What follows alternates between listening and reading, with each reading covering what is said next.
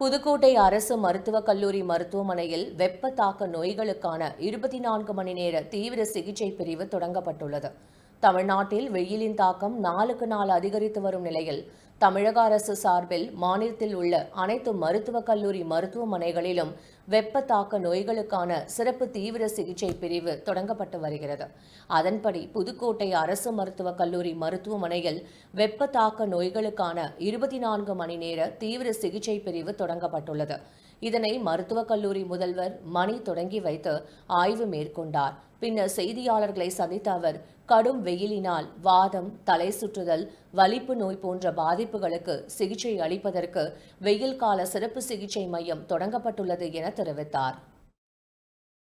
இன்று புதுக்கோட்டை அரசு மருத்துவக் கல்லூரி மருத்துவமனையிலே வெப்ப தாக்குதலால் பாதிக்கப்படும் நோயாளிகளுக்கு தீவிர சிகிச்சை பிரிவு 24 மணி நேரமும் செயல்பட துவங்கப்பட்டுள்ளது.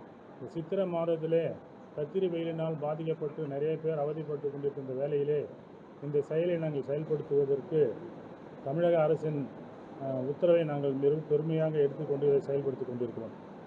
இந்த கத்திரி வெயில் அதனால் வரும் வெப்ப அலையில் மக்கள் மிக அவதிப்பட்டு கொண்டிருக்கிறார்கள்.